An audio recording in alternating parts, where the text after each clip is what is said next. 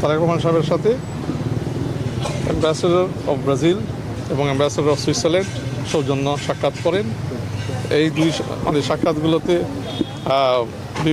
অত্যন্ত কোডাইলভাবে অনুষ্ঠিত হয়েছে, বিভিন্ন এক্সচেঞ্জেস হয়েছে অ্যারাউন্ড ট্রেড অ্যান্ড ইনভেস্টমেন্ট। যেমন ব্রাজিল ল্যাটিন আমেরিকাতে একটা large economy, one of the largest economies in the world, top 10 economy. BRICS-এর একটা important member. So in terms of how we can strengthen our relations with Brazil and sort of widen our reach to Latin America, ওগুলো ডিসকাশনের মধ্যে আসছে। Agriculture sector নিয়ে আলাপ হয়েছে, দেন বিভিন্ন আদার trade and investment area নিয়ে আলাপ হয়েছে। ইন্টারন্যাশনাল কোঅপারেশন, বিভিন্ন ইন্টারন্যাশনাল সংস্থাগুলোতে আমরা কীভাবে কাজ করতে পারি, বিভিন্ন কমন পজিশন নিয়ে, তো এগুলো নিয়ে এক্সচেঞ্জ হয়েছে। সিমিলারলি সুইজারল্যান্ডের সাথে technical education, vocational education, skills development নিয়ে আলোচনা হয়েছে এবং অত্যন্ত সৌজন্যমূলকভাবে তাদের আগ্রহ ছিল বিএনপির চেয়ারম্যান তারেক রহমান সাহেবের সাথে দেখা করা এবং তাদের সরকারের পক্ষে আবারও ম্যাডামের কন্ডোলেন্স মেসেজটা ওনাকে ব্যক্তিগতভাবে জানানো, তারা জানানোর একটা সুযোগ পাইল।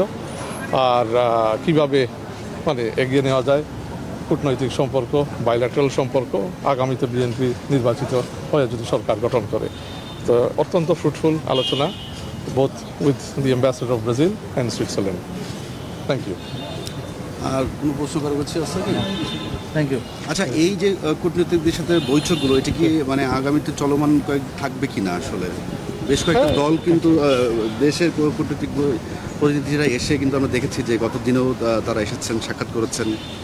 দেখেন, কূটনৈতিক আলাপ আলোচনা তো সবসময় অবত থাকবে। এখন যে আগ্রহটা দেখছেন কূটনীতিকদের মধ্যে, ওইটার প্রেক্ষাপট তো আমি বলতেছি, গত দুই ব্রিফিংয়েও বলছি যে তারেক রহমান সাহেব 25শে ডিসেম্বর যখন ওনার ঐতিহাসিক রিটার্নে বাংলাদেশের মানুষ যেভাবে সাড়া দিয়েছে ওনার নেতৃত্বর প্রতি, এই আগ্রহ দেখেই তাদের আগ্রহ আরও বাড়ছে এবং বিশেষ করে আন্তর্জাতিক মহল ওনার পরিকল্পনা, ওনার নেতৃত্ব, কীভাবে আগামীতে বাংলাদেশকে নিয়ে যাবেন বিএনপি ক্ষমতায় আসলে, ওগুলোর প্রতি আরও আগ্রহ বাড়িয়ে দিয়েছে এবং এর জন্য আগ্রহ নিয়েই ওনার সাথে ওনারা সাক্ষাৎ টাইম তারা চাচ্ছেন। তো ওইভাবে আমরা বললাম, তো ইভেন সাপ্তাহিক ছুটিতেও দেখছেন আপনারা, বলতেছি অনেক ক্ষেত্রে আমরা শুক্র শনিবারেও মাঝে মধ্যে মিটিং দিচ্ছি।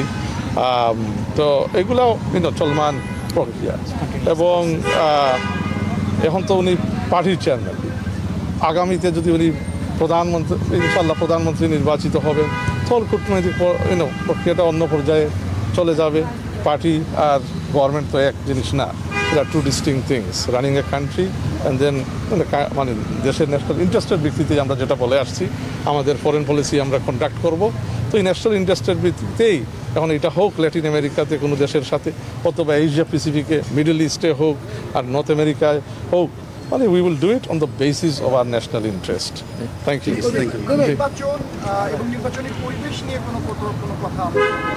না, আজকে ওই রকম কোনো আলোচনা হয়নি। মোর এক্সচেঞ্জটা হয়েছে বিভিন্ন পলিসি ডেলিভারি প্রোগ্রাম, এই যে বললাম কিছুক্ষণ আগে, এগ্রিকালচার, ট্রেড, ইনভেস্টমেন্ট, আপনার এই ভোকেশনাল এডুকেশন, হেলথ সেক্টর নিয়ে। তো এই ডেভেলপমেন্ট প্রোগ্রাম ওনার প্ল্যানে কী থাকছে, উনি কিছু এক্সচেঞ্জেস করছেন ওনাদের সাথে।